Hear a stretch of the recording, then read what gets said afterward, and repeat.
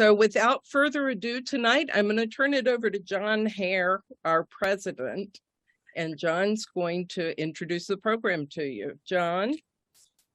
Hey, thanks, Suzanne. Hello, everybody. Great to see some of you haven't seen for a while. And welcome to the Battle of Homestead Foundation's 2022 program series.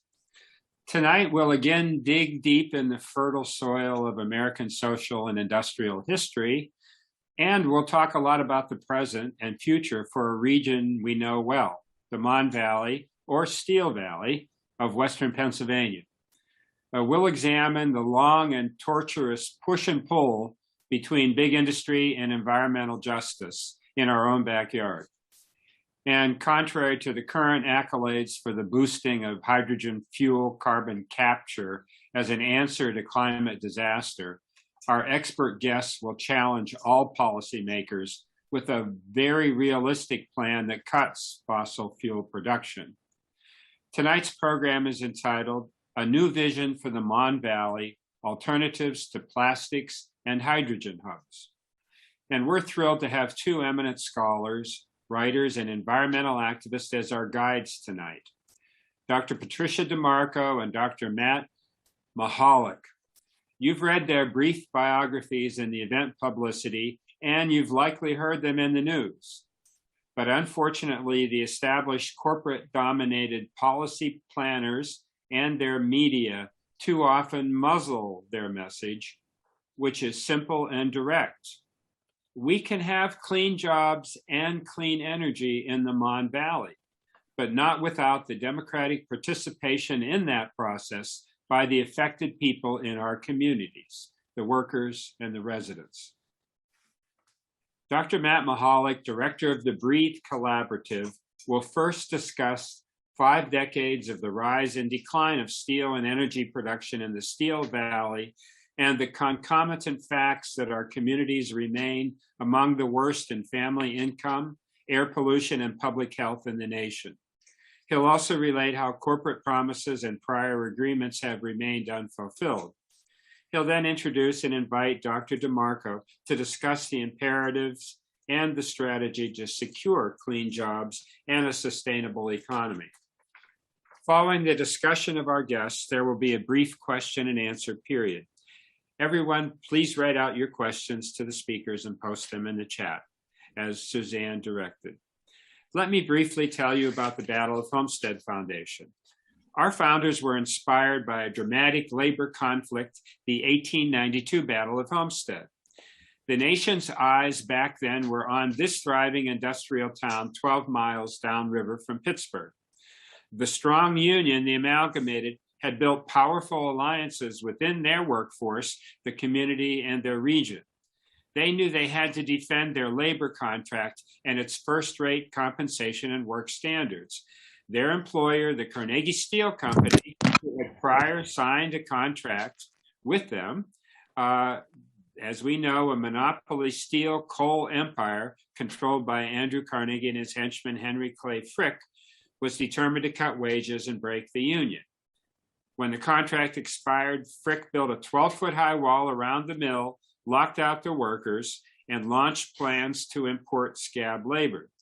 The union then called a strike. An epic struggle ensued, which, despite extraordinary resistance and militance by the workers and their allies, ultimately resulted in defeat for the union. That's because 8,000 state militia were sent in by the governor to occupy the mill to protect and permit scab labor. There are many sub-stories and revelations within this epic, far too many to relate tonight. The more we dig deeper and learn, we discover and celebrate the seeds of hope in that resilient worker and community struggle. What are seeds of hope?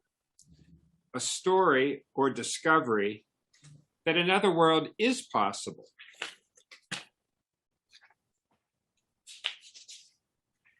The mission of Battle Homestead is to grow these seeds by promoting a people's history, but also we work to empower today's workforce and build strategies for a future that benefits all working families in our nation.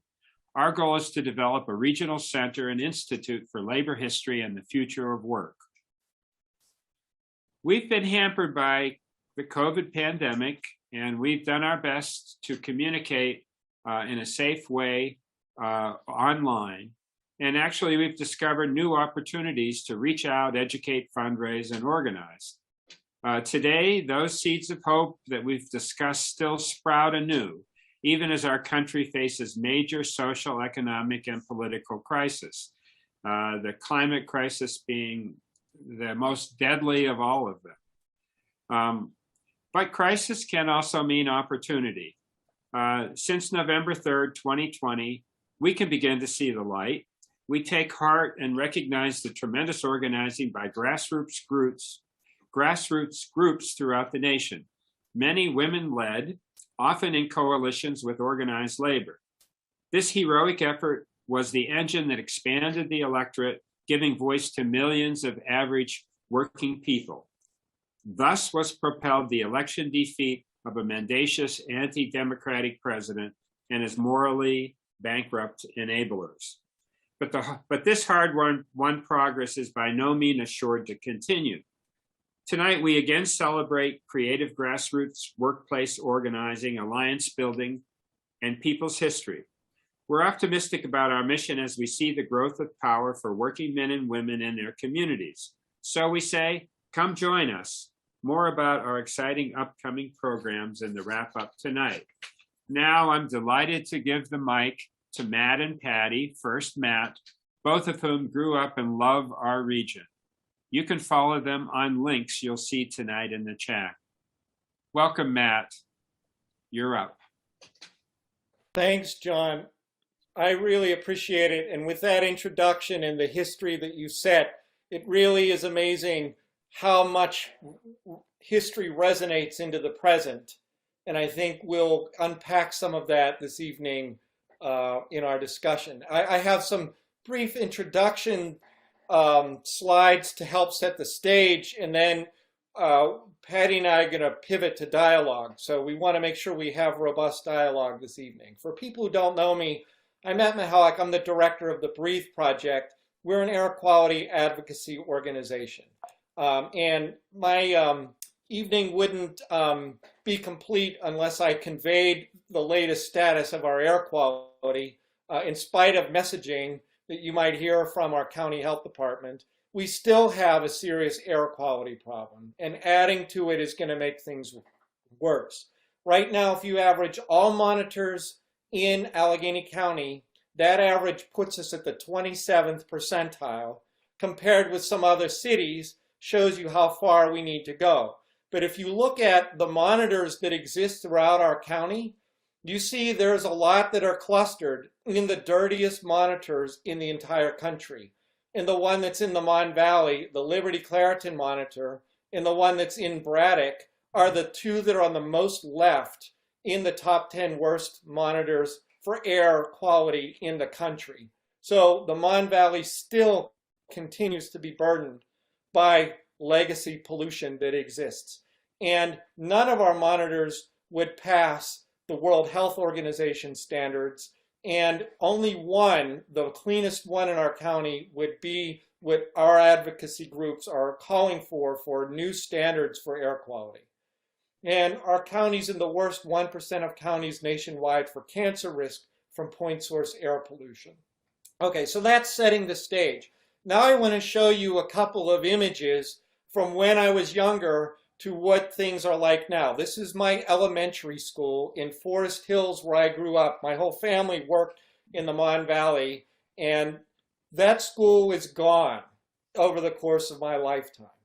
Then this is the church that my grandparents and my mother went to, and I did when I was a child. This is at the corner, was at the corner of 6th Street and Braddock, and Talbot Avenue in Braddock.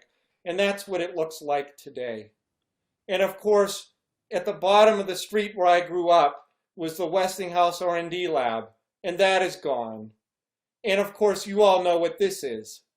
So we've all experienced a lot of trauma over the years because of the way our valley has been run and the way it was set up. And we're still trying to heal from that and move forward. And so a lot of my work prior to moving back to Pittsburgh, because I moved away was trying to figure out what could be done. And I did some studies at the University of Virginia and published some papers about how to change manufacturing so that it wouldn't be polluting, that it could take low commodity-based industries and have them go up market so that they can make a price premium on their products and sell them. And this is some of the very first green products that have been made. And my contribution was in looking at how the networks of people who make this happen come together so that these things can be built and made. And my moving back to Pittsburgh has been all about trying to help catalyze, align with, and support these networks. This was in a book that I co-authored and published in the year 2000 about all this information. And for 20 years, I've been trying to push this forward. I know Patty's been doing this even longer than I have. So I'm honored, and one of the reasons why I think I'm back in Pittsburgh is because she and the work that she's done in her networks has been supportive. Okay, so now let's pivot to our conversation. The default vision. So in spite of all of this work, and much like past history where you have a top-down system, our region is being put on a path that is not where it needs to go for the health of the Mon Valley. We still have serious future visioning and leadership problems.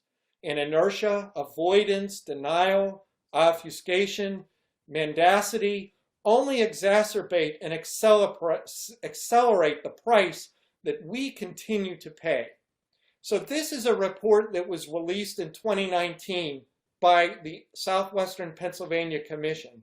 This is our regional planning organization where all federal money that's allocated to our region gets directed for supporting our infrastructure. And what this group did is sneak in on page 63 of this report, this bullet that has a 19th century incandescent bulb, energy resources strategy, support the identification and development of an Appalachian storage hub for promoting the local use of locally derived ethane feedstock. So this was sneaked in at the last minute. Our groups came out and wrote letters to oppose this. I've never seen our county executive so angry when we called out why this was a bad vision to put into motion. But the county commissioners approved this, and it made its way into the federal government. These are some of the things that were included in the vision for our region. And you'll see it starts with natural gas production and then building out a whole entire industrial system on top of that. Now, this wouldn't go anywhere unless it was backed up by money. And so if you look at the date of this, this was January 3rd, 2020.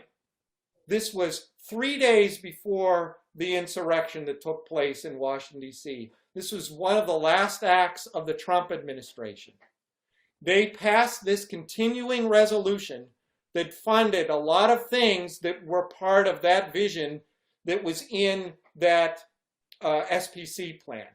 Energy storage, it allocated $39 billion to the Department of Energy, and that money got allocated to studying energy storage, long-term ethane production, hydrogen hubs, carbon capture and sequestration, and carbon storage were all funded by this bill. And this was even before President Biden could do anything and the new Congress could do anything. So this put something into motion, and this has been picked up by our region's leadership. And so, in this pattern of sneaking things out, this was a report that was released in April of this year called Our Region's Energy Future by the Allegheny Conference on Community Development.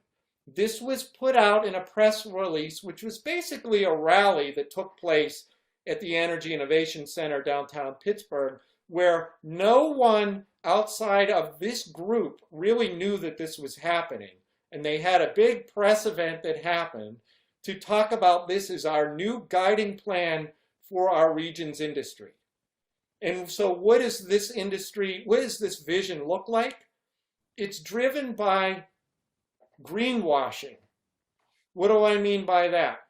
Everyone knows that our region is at risk because of carbon emissions, given the climate crisis, that it doesn't make sense to double down on polluting industry that emits a lot of carbon. But instead of following the guidelines of the Paris Climate Accord, which calls for a 2-degree, holding the climate increase at 2 degrees centigrade, our region's leader said, we're not going to do that. We're going to shoot for something, I'm sorry, it's a 1.5 degrees is what they are shooting for at the Paris Climate Agreement. Our region's leader said, well, 2 degrees is okay. And if you look at what they're talking about in terms of emissions reductions of CO2, and on that chart on the right here, I have another slide that blows it up a little bit bigger. They're essentially saying there will be no industrial reductions in CO2 by the year 2030, and then only a 50% reduction by the year 2050. In the power sector, the blue square, that is not even entirely clear how much it's going to be reduced by 2030, but their choice of 2019 as a base year is their attempt to already try to claim credit for the carbon reductions for the closure of the Cheswick power plant that happened this year. So it's not even entirely clear that the power sector has any reductions built into it over the next years, over the next 10 years or so. The other part of this vision is, where's the investment money going to come from? And if you look at this chart, at the very bottom of this chart is investment in solar and wind energy. It is the lowest choice of all things that they're putting here. And the number one thing that they're doubling down on is carbon capture demonstration projects. Okay, now the problem with this is that these carbon capture and sequestration projects don't work. They don't capture nearly amount of carbon, and they add so much fuel use that it doesn't make any sense. And this whole thing is going to need to be funded by the government. So we'll be investing money to build out this carbon capture and sequestration hub. And guess what? In the bill that's just passed the US Senate, this is what is built in, is federal money for building out hydrogen hub and carbon capture and sequestration in the bill that was just passed. And so our region is set on this trajectory without any real vetting or public input. And in fact, the amount of money that's being allocated just to this is $3.2 billion. And I just wanted to point out, I was driving back from Washington County on Tuesday, and this is a photograph from the front window of my car, which is something I'd never seen before, is hydrogen being shipped by truck on our highway. So this is dangerous, and it's new, and it's something that's already starting to happen, apparently. This is in Washington County, right near the town of Washington, PA, where I saw that. Now, the other conditions here, of course, is U.S. Steel pulling out of investing in the Mon Valley. This headline says a $1 billion upgrade. It's actually a $1.5 billion upgrade that they decided that they would not do. And so we, the Brief Project, organized, we're a coalition. We organized a letter, an open letter to our elected government and business leaders in May of 2021. And these were the things that people that we work with in the Mon Valley want to see. They want to see a vision centering on improving the health of communities with leadership and reliable good faith partners that keep promises, a plan respecting residents' rights to clean air and water and a healthy environment, investments in people, not just in technology, and especially not technology in industries that harm communities. Solutions that address the short-term air pollution problems and long-term climate necessities lacking in past and current proposed plans for the Mon Valley, and reliable family-sustaining jobs in industries that help, not hurt, local communities. So, you know, where we're ending up with this part, well, this is a report that was just released on Monday called Misplaced Faith of the Ohio Valley Institute. that basically said that if you compare counties in Pennsylvania where fracking has happened and counties where fracking has not happened, that actually the counties where the natural gas counties happen are actually worse off or indistinguishable, as if all of the natural gas investment over the last decade was a meaningless contribution to the economics of our state. And so this is what I think that we need. People know what they need. People in the Mon Valley know what they need. We need to have dialogue. We don't need to sneak out these reports and jam home these visions that only benefit a few people. And paternalistic, technological, and quote-unquote business solutions should be viewed skeptically and vetted publicly. And so with that kind of sets the stage for our conversation and the context. And with that, I would like to welcome to the conversation a good friend of mine, a mentor, someone who's inspiring for so many people, Dr. Patricia DeMarco, who's been a scholar and involved with many of our region's institutions. And so thank you, Patty, for being here tonight and for inviting me to join you on a panel. Well, thank you, Matt. I know the Battle of Homestead Foundation has had a long history of trying to connect environmental problems with job creation. And I think the most succinct version of why we're doing this comes from Leo Gerard, who said that we have to have good jobs and a clean environment because we'll need to have both or we will have neither. And I keep thinking about those words as we're looking at these kinds of boondoggle proposals. Again, you know, the next best thing was going to be fracking and natural gas and making plastic. And that was going to be the bridge, the next bridge. And now they're talking about hydrogen and carbon sequestration as the next bridge. But they haven't spent any time and attention on the pillar on the other side of that bridge and building a vision of what we are moving toward. And people will not move to a vacuum, understandably. We have been in a tradition for many years, almost 100 years, of this fossil extractive business model. It doesn't work anymore. It doesn't work because we are up against the laws of nature. We are now reaching the thresholds of what the living ecosystems that we depend on for our life support can handle in the way of saturating the air with carbon dioxide, saturating the oceans with carbon dioxide so they become more acidic, and placing this big suffocating blanket over the atmosphere that holds the heat and is actually warming the entire planet, so that we have places that have never had glacial melt now not having snow on the mountain caps. And this has huge implications for all of us. People say, you know, that moving to a clean economy is going to be too expensive. Well, you saw the graph of how much they're planning to spend on carbon capture and sequestration. If you actually know what that does, that means that when you're burning coal or gas or petroleum in a boiler, you're going to capture what comes out in the smoke and then pipe it somewhere and put it underground.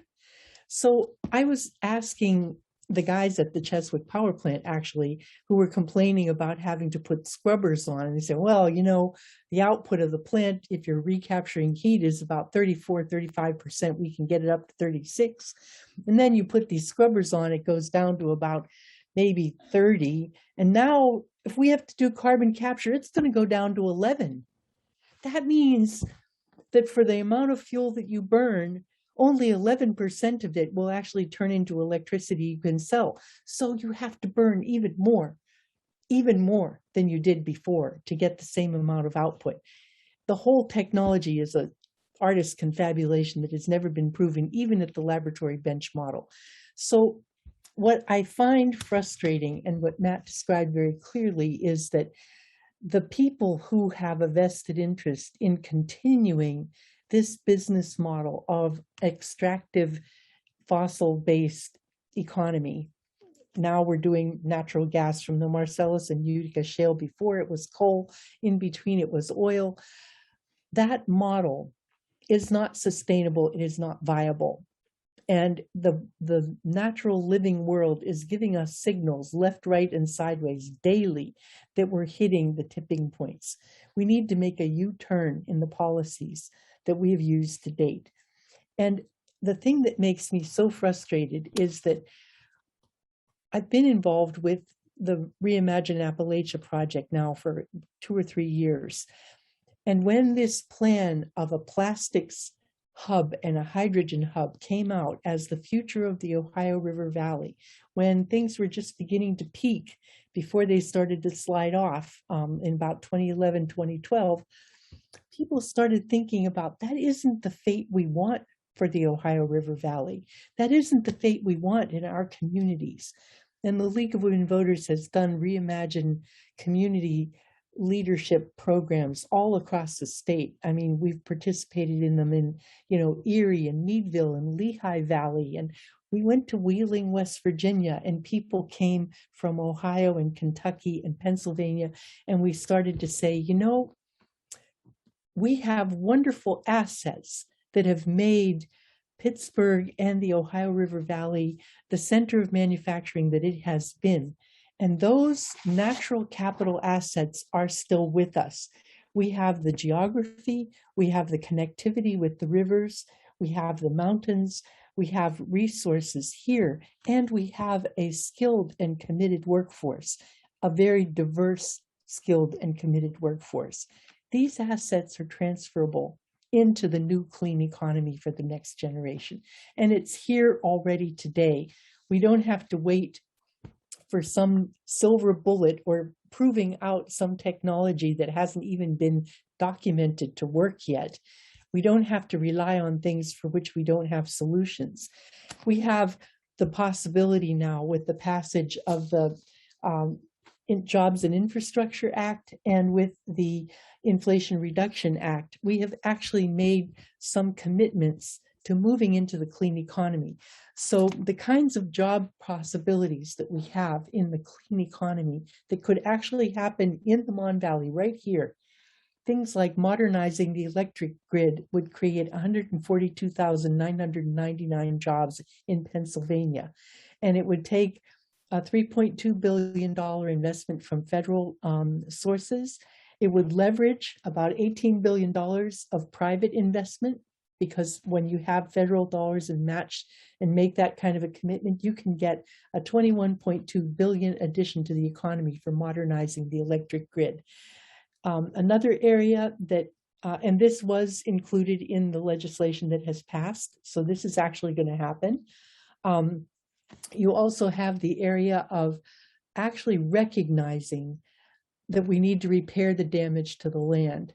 A lot of the people, and we started the Reimagine Appalachia process by listening to people. We had listening sessions all across all 4 states and listened to what people wanted and aspired to. And they said, we need to heal the land. They take things away, they mine, they extract, and they walk away.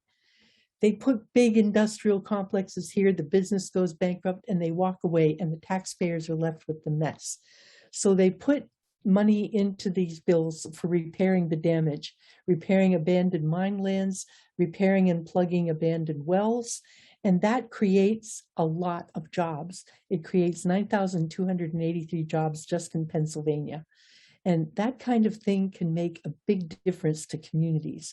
So I'm not going to blather on forever, but what I want to really point out is that we know what can happen if we invest in our own communities, if we put a focus on improving the quality of life of people, making the air better, making the water safe and more abundant and accessible, improving public transportation, and making sure there are parks and trees in the streets. You can increase the sense of well-being of a community. You can make it attractive for people to be there. When residents want to be there, businesses want to be there. People do not want to live in a place that has been ignored, disinvested, and allowed to fall into decay. And a lot of times, company towns have been abandoned and left to fend for themselves. And we have not put money into the communities. I'm a local official, and I'm not going to tell you what we go through to get a grant. We don't have a staff of hundreds. You have to come up with a match. And for federal grants, it can be as much as 20 to 50%. And if you're doing a big investment project, electric vehicle infrastructure, new roads, public transit, the money isn't there unless you get help from the government and put taxpayers' money into communities where people live, instead of into boondoggle things that have never been proven, that just enrich a few companies up at the top.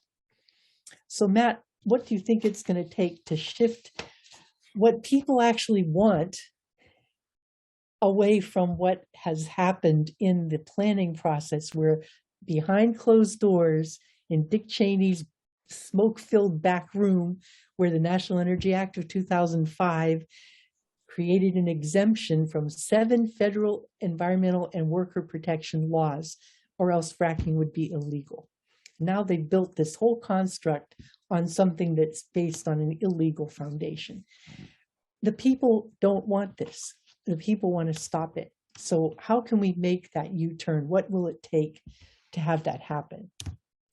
Thanks. Well, that's a big question. I think we're seeing it happen, but it takes an enormous amount of engagement and energy to make it happen. So for example, Patty, you were part of how our county council just recently banned fracking in our parks. Now, if somebody who comes from outside of this region and saw the parks that we have in our county, our urban county, and how beautiful and how lucky we are, fortunate we are to have them, and the fact that anyone would consider using them for natural resource purposes, and threatening the water there and so on, they would think these people are missing something that's really vital to them. But because of the way special interests influenced our county executive and earlier county council members, they allowed that fracking to happen in Deer Lakes Park.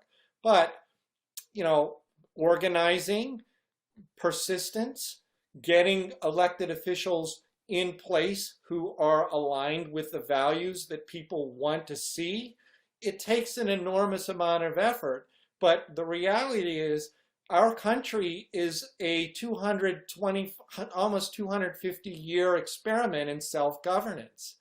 That what's key to this is that it's our government, it's our community, it's our water, it's our air.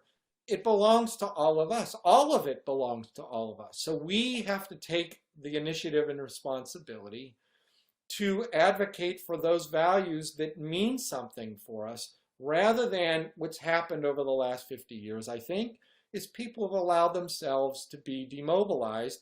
It's because they're busy. People are raising their families or just trying to make ends meet.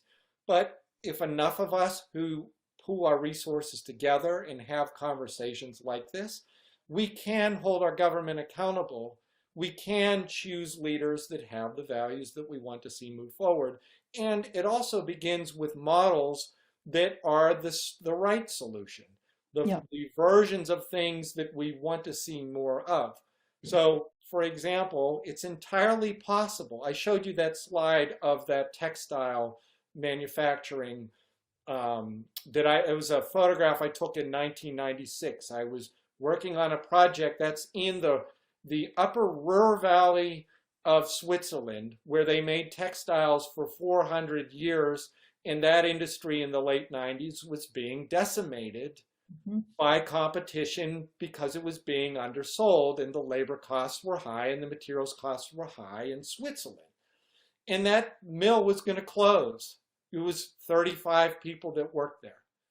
But this project came together where they got creative engineer, creative business person, designers, people who knew stuff about ecology, and they redesigned a textile product and went through the whole supply chain so that they could produce it, so that what was being made would not introduce plastic in the environment, would not have toxic dyes that have endocrine disrupting chemicals in them, and was still beautiful and could sell at a price point that could sustain all of that. And that actually won an award for an international textile show.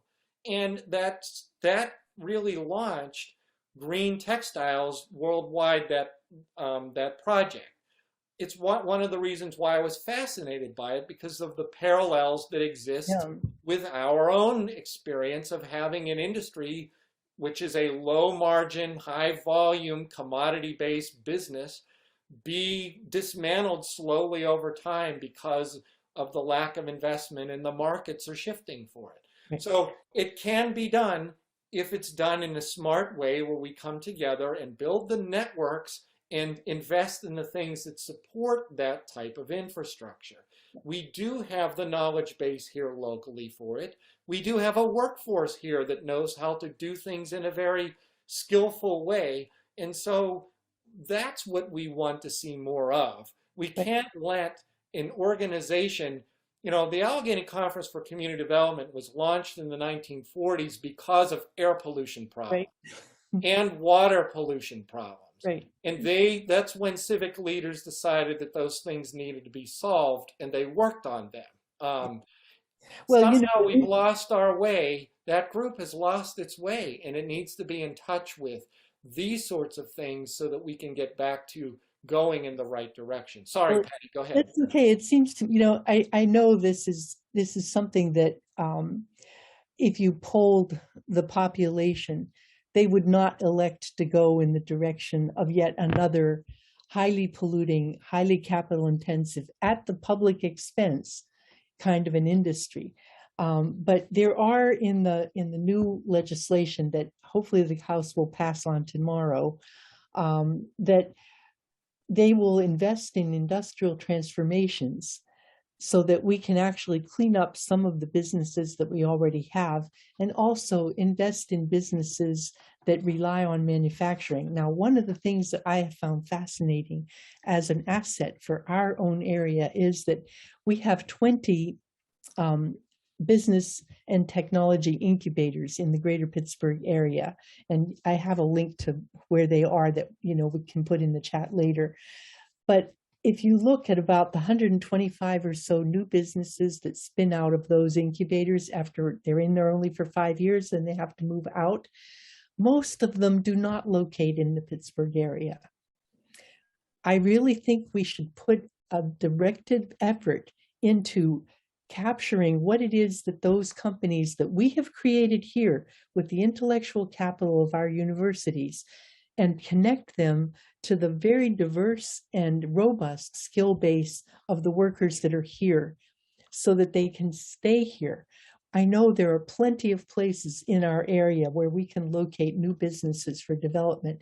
If those places are attractive to these businesses that are emerging, they want places where they can take public transportation or bicycle.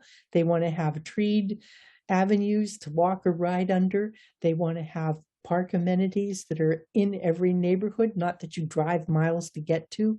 They want to have air that doesn't make them have asthma, and they want to have to not worry about the water and the paint on their buildings.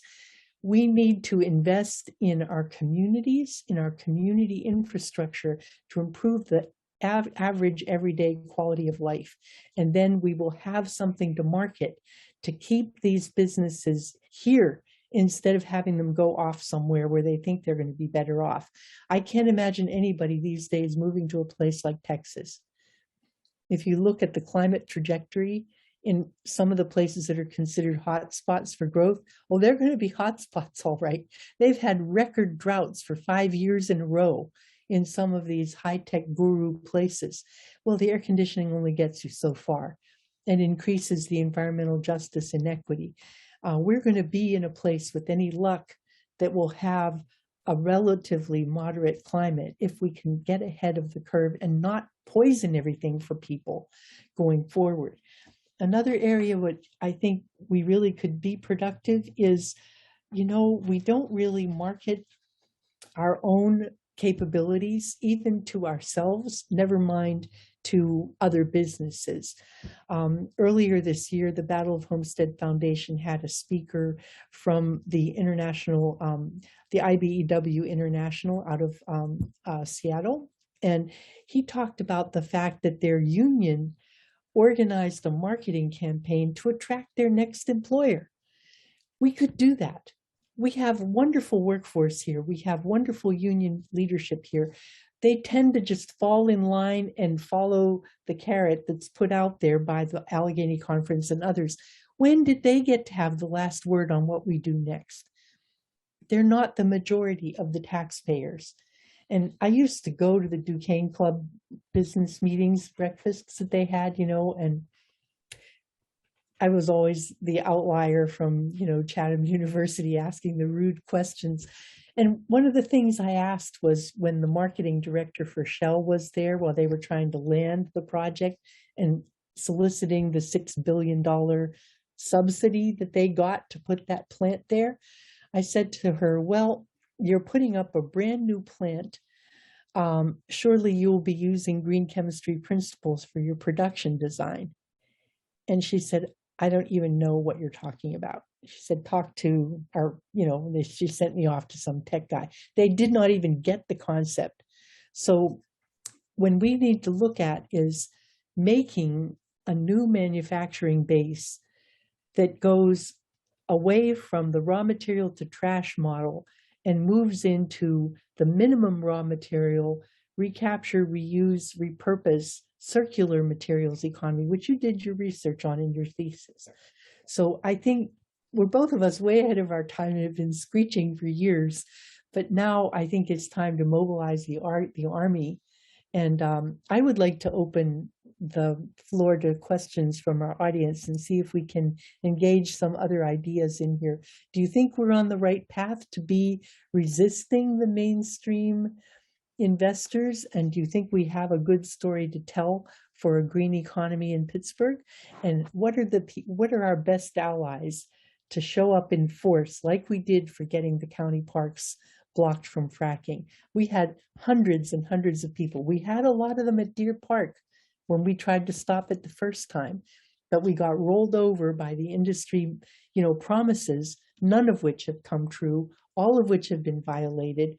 And Dr. Stoltz documented with data before, during, and after the drilling that the water was being harmed, not only in the park, but in the whole watershed that fed that community. And so we had the data and the evidence to say, enough, stop. And I think that's true for this continuing to use fracked gas to build out the next big best thing when we have the solutions right in front of us. So I would like to hope that we can have a dialogue and go forward to look at how we can create more investment in our own communities to do things that will improve the situation for everybody here. Well, Patty, we do have several questions that have come in from the chat. I'd like to start with one from Kathy. And Kathy, I'm not going to slaughter your last name, but she specifically said, since County Executive Fitzgerald is in its final term, who can we expect to rise to the county executive office? And what can we do to elect a more human and environmentally friendly executive? Well, I'll start maybe. And so one of the things is, first of all, awareness. So in our county, we tend to be dominated by one party. And that means the primary election in many ways becomes the main election. That's actually May of 2023. Mm-hmm. So starting in January of this year, maybe even in the fall, people need to think about who should be leading us next. And that means, thinking up key questions, maybe organizing community meetings and inviting candidates to speak at forums. The League of Women Voters has done a good job of hosting candidate forums in the past, so have other institutions. And getting these what I would call economic development, quality of life questions front and center for the next set of candidates, and not allow people to just give mealy-mouthed answers and greenwashed answer. So one of the things that our current county executive does is any time that we criticize the natural gas, he says things like, well, let's look at our airport. We've got a solar array there and fracking that's happening, and both of those things are what make us successful. The reality is the solar array contributes this much energy, and it's not even really connected to the airport. It just goes to the grid.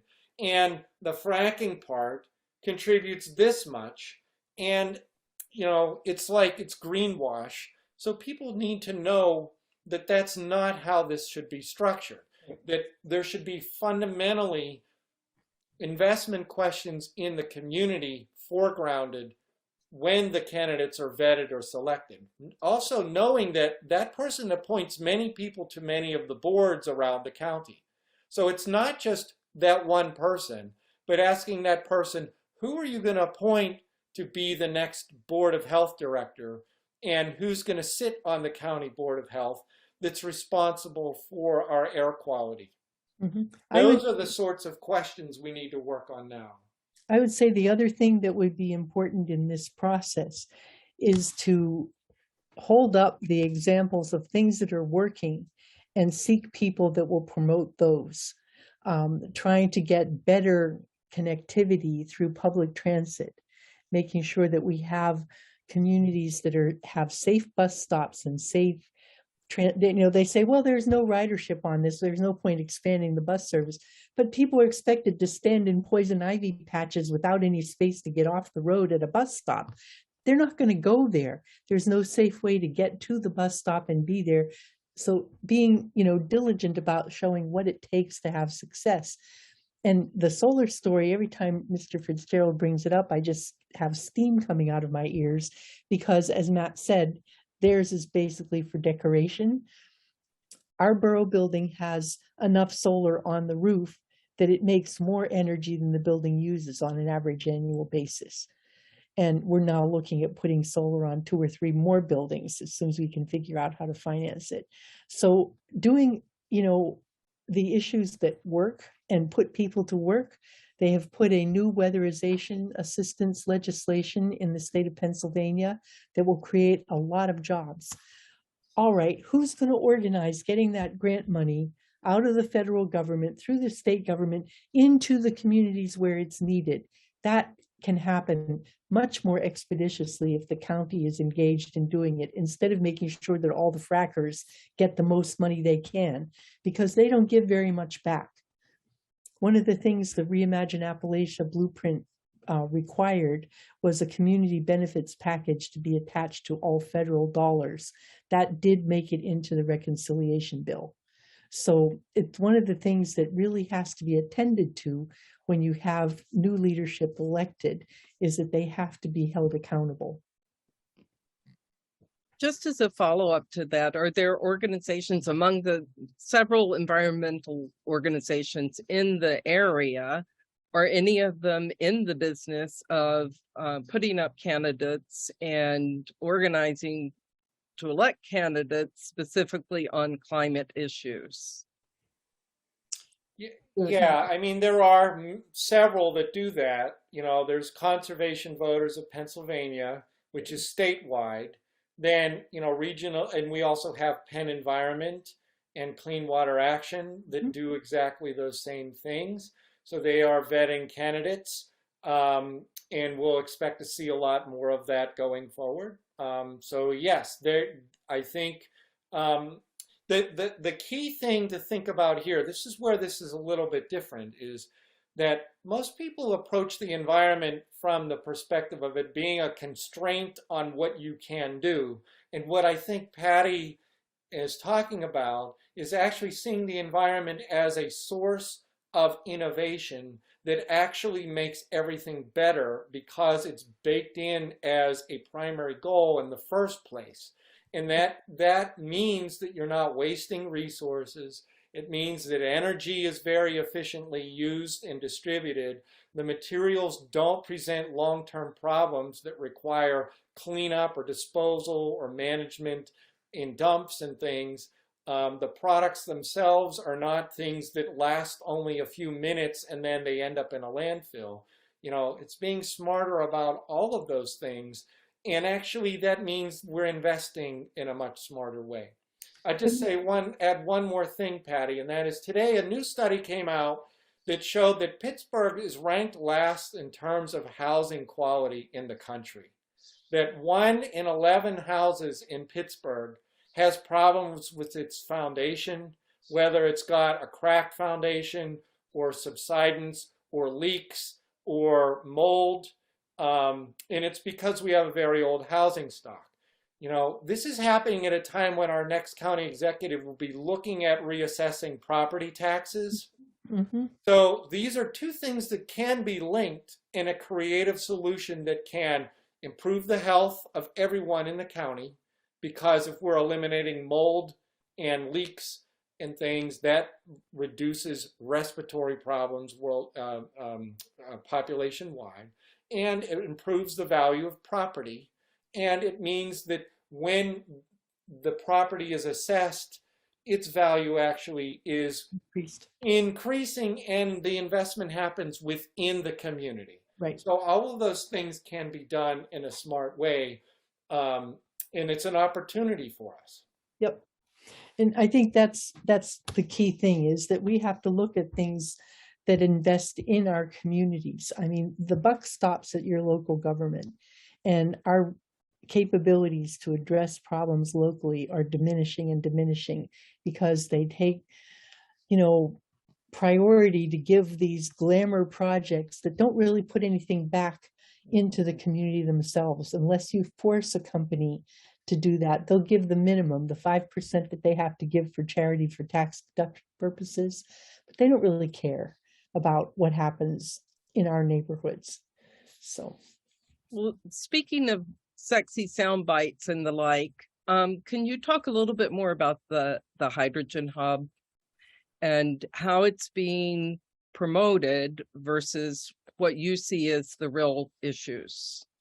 Okay, there are two things that I find problematic with the hydrogen hub. First of all, it depends on fracked gas. And we already are doing 1,000 wells a year to support one Shell petrochemical plant.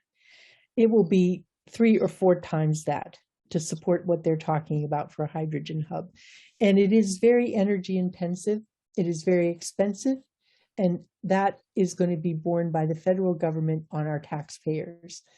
The carbon capture and sequestration is the parallel to it, because they have to draw down the carbon that they're going to end up generating. When you take methane and take off the hydrogen, you're going to end up with carbon dioxide.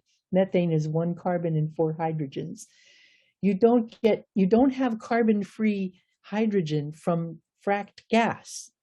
You have all of the problems of fracking, plus all of the problems of creating more CO2, but then they've decided they're going to sequester that CO2 by pumping it underground somewhere. It doesn't stay where you put it. Neither do the fracking solutions stay where you put them. When you put something 13,000 times more concentrated than seawater underground, it doesn't stay where you put it. It will migrate by capillary action through the rock. We are putting a ticking bomb of 20 to 30 years duration underground for our next generation to, cover the, be bearing the cost. And if you think about it, in the ancient times, when the Romans conquered an enemy, they salted the fields so that nothing would grow.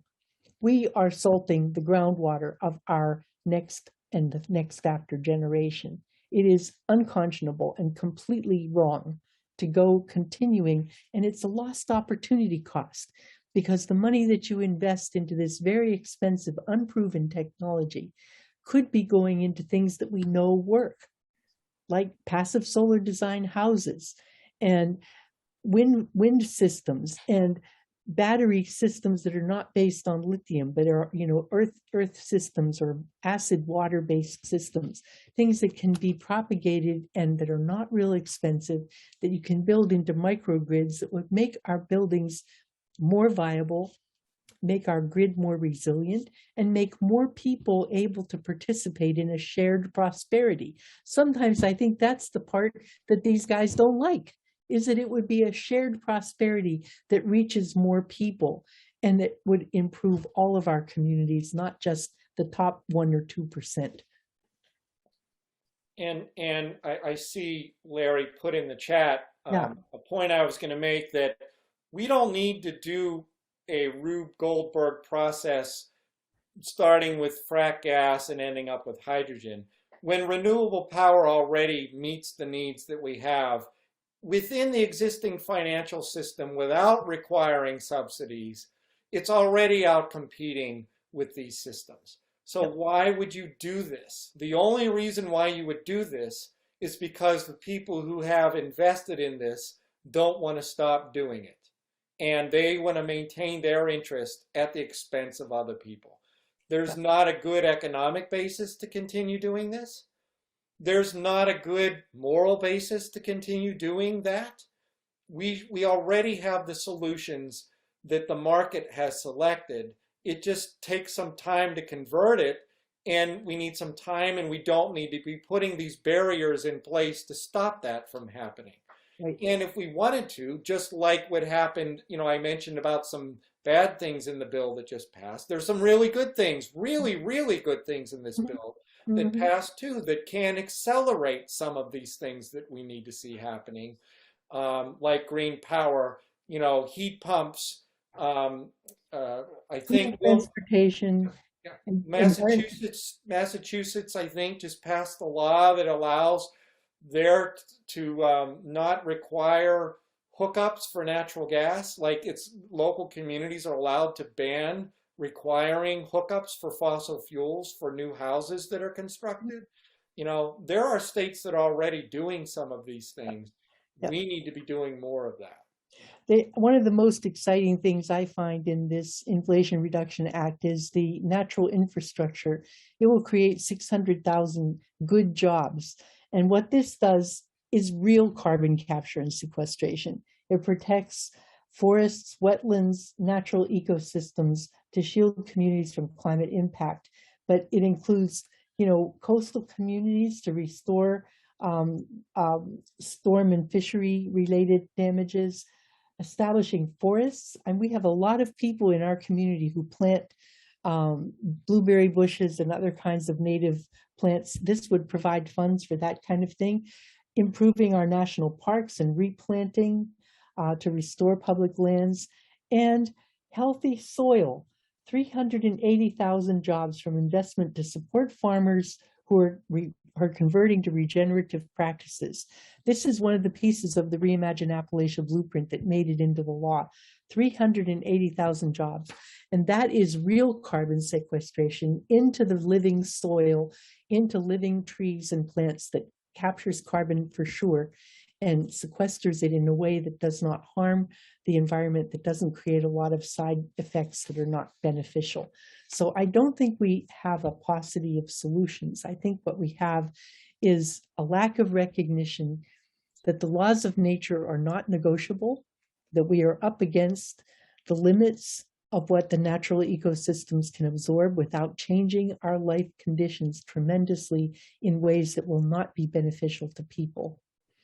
And if we can recognize that and make that policy U-turn in our laws, which we control, and begin to invest in things that preserve our life support system and make the life and quality of life of people in communities better, the business model will follow. You don't get businesses locating in places that look like, a bombed out, abandoned community. People want to come to places where it's beautiful and safe and healthy to live. And we can do that. We have the wherewithal to do that. Along those lines, we have a question from Hillary Lewis, who asks, do you see any role for green hydrogen in the Mon Valley's future, for example, in steel making? Okay, green hydrogen and blue hydrogen are different. Please explain. Yes, green hydrogen is when you use a renewable resources like solar or wind and make electrolysis of water that separates hydrogen and oxygen. It has the benefit of releasing oxygen into the atmosphere, which is a good thing, and it captures hydrogen in a way that can be compressed and used as a storage. So when you're making, like our building makes more energy than we use at peak times in the summertime when the sun is shining, if we have every building doing that, you could be making hydrogen at noon on a bright sunny day and storing that and then using it to make energy in the middle of the night when the sun isn't shining, and it's all renewable energy. You can also use anaerobic digestion of municipal waste. This is done frequently in places like Germany, where they, instead of doing aerobic waste treatment like we do here, they make it in an anaerobic situation where they capture it and it makes methane instead of releasing fumes into the air. And you can capture that and make what is called, they call it green hydrogen because it's from the contemporaneous, not the fossil carbon cycle. Yeah, I guess what I would add to that, to Hillary's question, is it's an important question. So steelmaking, I think, is responsible for about 7% of the world's greenhouse gas emissions and is a very energy intensive process. And the process of steelmaking to date has been heavily reliant upon carbon because carbon reduction is what has been used to drive out impurities from iron to make steel. Many of you know this even better than I do because you worked in the steel industry. So, but where things are headed now is to shift the whole steel industry away from carbon intensity. One tier of that involves just focusing on the recycle, because there's a lot of scrap steel, shifting away from blast furnaces and using electric arc furnaces for the scrap steel market. And that can be powered by renewables. So scaling up renewable power with battery storage so that can happen. Now, that doesn't help create new steel. And so you have to, part of the problems there is you have to, through the blast furnace process, get higher quality iron. That doesn't work so well with just the electric arc process. Mm-hmm. And so there are some combination processes there.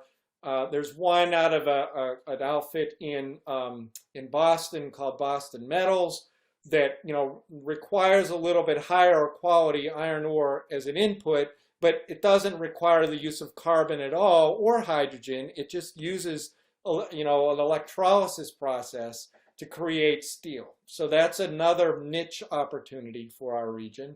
And then if you are going to be taking less quality iron as a primary input, that is where hydrogen can play a role. There's a couple of different processes that are set up for that. And of course, we would only want to have green hydrogen for that. The way Patty's described it, there's no reason for us to want to use reformed methane for our hydrogen. We would want to use green hydrogen because that is what will do the most to decarbonize the industry. All of those things are things that our region could do. Mm-hmm. It really is a leadership issue. And if we could steer U.S. Steel to adopting those things, mm-hmm. then we would, and they know, it's not like they don't know about this. They are at the table of international steel tables where they're looking at decarbonization. They haven't committed to this. They have bought the electric arc furnaces in Arkansas, not in our region. But if they want to continue doing primary steel making, they should invest, and maybe even some of these subsidies can be brought forward to build a green hydrogen-based reduction process for steel making in our valley. So that's what we want. What we don't need is to continue to be attached to natural gas and all of the other ancillary things that go along with it. The problem is once you commit to blue hydrogen, you commit to a whole spectrum of use of natural gas after that. That it's a whole refining process that connects everything to plastic production as well as all sorts of other chemical processes that our region really doesn't need to double down on. So we should just leapfrog over that and go to the right solution for if we want to commit to steelmaking in our valley, in our Mon Valley, which, you know, our legacy suggests that that is a superpower that we would want to continue, but not in a lagging sort of way. Right now, they're putting bandages on these plants that are so old, that leak, that continue to generate air quality problems, and just run them into the ground. And that's not a strategy that we want to see going forward. That is no leadership, no vision, laziness, and at the expense of all of us. So when you refer to convincing U.S. Steel to do these things, how does one do that? What sort of vision do you have for that? Yeah. Well, I mean, it is, we call them out all the time.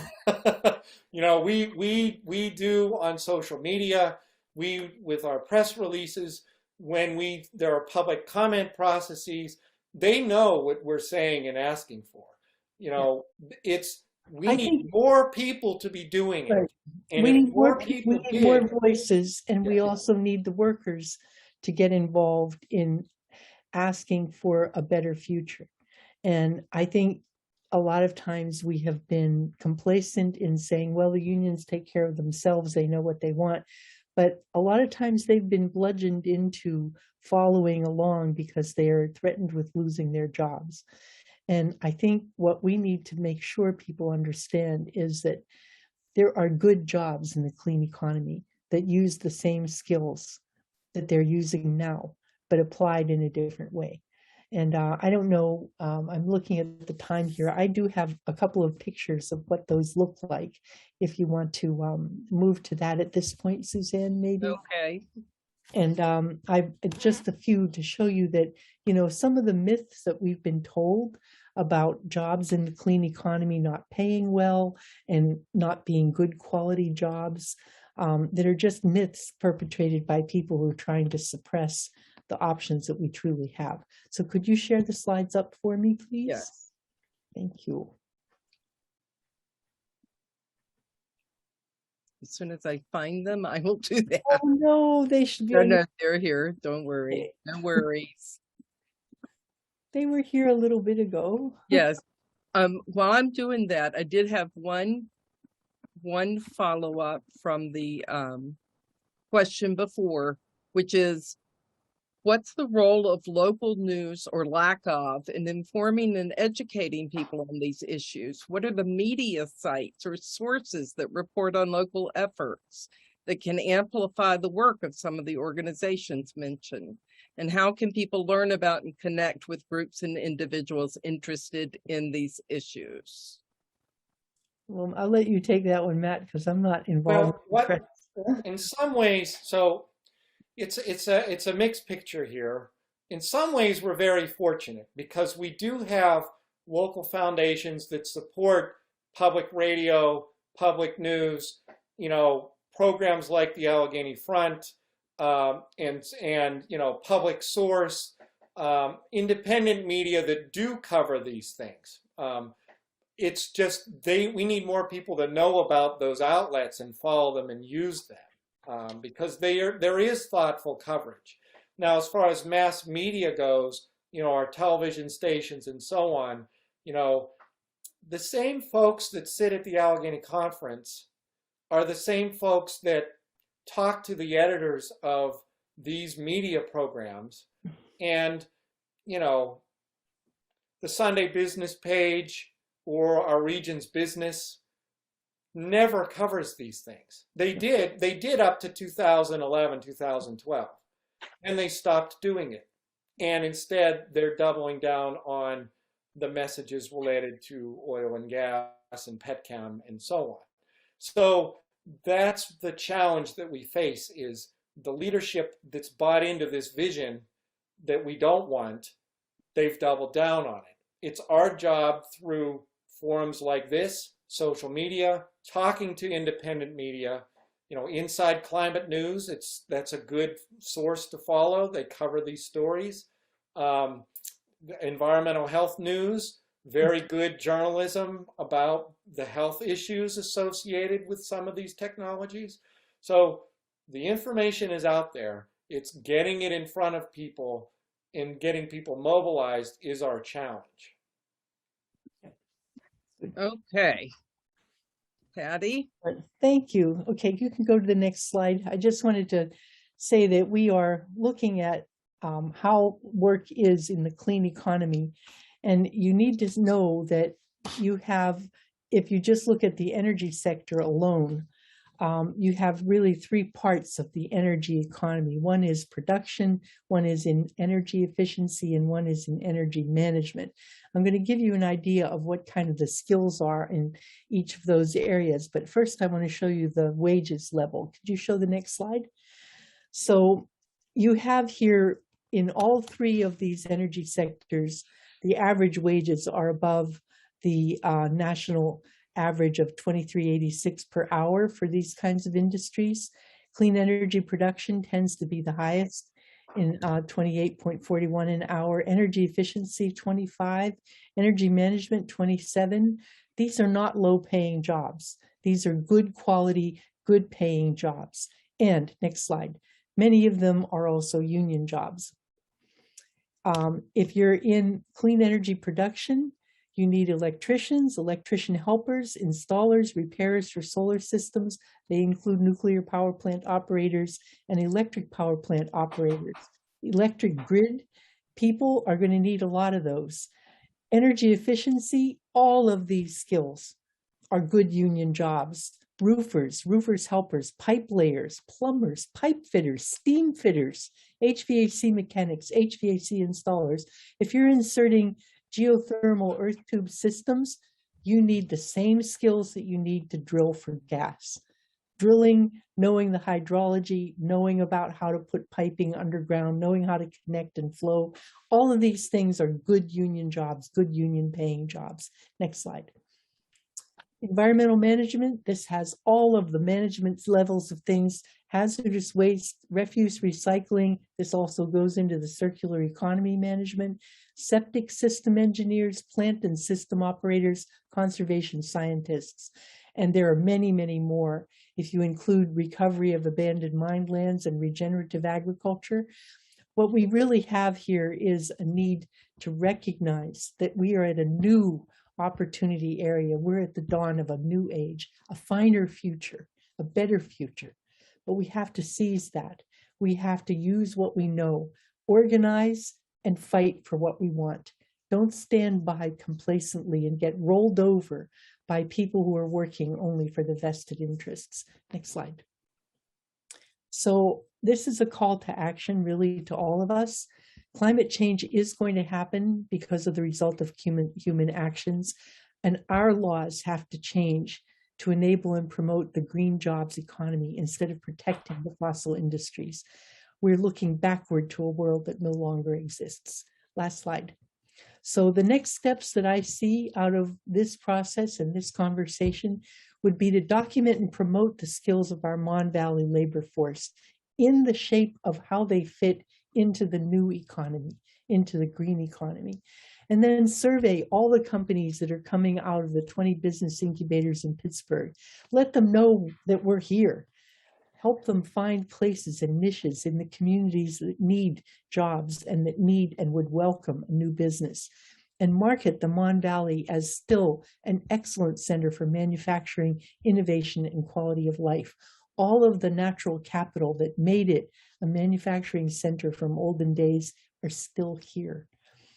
And then reach out and educate about the hazards of going to yet another fossil extractive based industry. That business model does not work. Fossil hydrogen and CCS is an expensive dead end.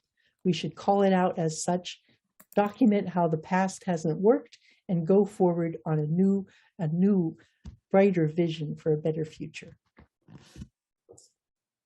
Thank you. That was amazing from both of you, really. I'm looking at the clock, and I think we're going to have to turn it over to John now to take us home. But thank you both so much. It's an incredible amount of information, and we're really grateful to you for bringing it to us. John? Patty and Matt, it was a very meaningful presentation. I love how holistically we discuss what we have to do and understand that it's not just a silo of activity, but it's a whole way of understanding and changing our society. And that's really what a revolutionary call is about. It's about understanding how change can be made and having the courage to try to make that change. And really appreciate your analysis and discussion. And it's a commitment that we all have to make because really our future is dependent upon it. So thank you, Matt and Patty, and Suzanne, thank you so much. Suzanne, our program chair, and Larry McCullough, our communications manager, for helping out. I want to encourage those who are watching tonight, come join us if you can. If you do, you'll receive a card that'll give you free admission to you and a party of 4 to the Heinz History Center and the Western Pennsylvania Sports Museum, the Fort Pitt Museum, and the Meadowcroft Rock Shelter and Historic Village. Our annual dues are $20, $10 for students and retirees. Of course, if you can, we appreciate contributions above that because we're pretty much an all-volunteer organization, and we understand too that we need to develop our organizational capacities so that this wonderful, frankly, the wonderful resources of the educational programs that we can offer can be made available by other ways to those that wish to see them and to learn. So go to our website and consider a tax-deductible contribution. It's battleofhomestead.org. I'm sure it's appeared in the chat tonight, battleofhomestead.org to learn more. And let me invite you to some exciting upcoming activities. The entertainment year is almost over, but Saturday, September 17th at 8 p.m., Battle of Homestead will be sponsoring, together with Calliope, a live in-person stage performance of a play called Mother Jones in Heaven, starring Vivian Nesbitt and written by Cy Khan. This will be in the Henry Heyman Theater on Pitt campus. This is a ticketed event. You can get them through the registration through Eventbrite. That'll be $25. And because we have significant expenses in providing this production, we know you'll enjoy it. It's received wonderful recommendations and reception in other cities. On Thursday, October the 20th, at 7:30 p.m., there will be a Battle of Homestead Zoom discussion again entitled Fascism in America, Can It Happen Here? This will be presented by Dr. Joe White and organizer Chuck Panaccio, and it should be on everyone's mind. And I hope that you will find it a meaningful discussion as we've had tonight. Our final event for the year is Wednesday, November 16th at 7:30 p.m. It's a Zoom film talk on a movie called 1196, A Steelworker Strike. It was a real strike that happened in Brackenridge. The filmmaker is Sam George, and there was a steelworker strike last year, 2021, a difficult and long strike, and the employer was Allegheny Technologies, ATI. Interestingly, when the strike was finally settled, ATI announced that they were probably going to move their national headquarters to Texas. And I thought of that as Matt was talking. One way I want to say goodbye, but I know that that could be the beginning as well of further disinvestment from our region. So I'm want to take that into concern as well. If you see this film, you will be quite moved by the everyday considerations that working people have to undergo when they decide their only alternative is to strike. And I know that you will be quite impressed with this movie. It's a very good documentary. So with those announcements, I want to thank all of you that have attended tonight and invite you to send your comments. There was a question on the chat. I think it was answered, but the meeting is recorded for educational purposes to create a resource, frankly, a treasury of resources that will be available for future education. And you can see this recording. It will be posted on the Battle of Homestead YouTube channel, and often we can get it up as soon as a week or so after the event. So it will be available to the public for free to see on our website. That being said, I wish everyone a safe and happy rest of the evening and week. We're looking forward to Labor Day and the celebration of labor. And we hope all of you as well will enjoy that holiday too.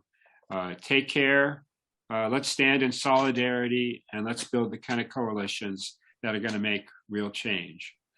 Thank you so much. And thanks for coming to the Battle of Homestead Foundation. Take care. Everybody, good night.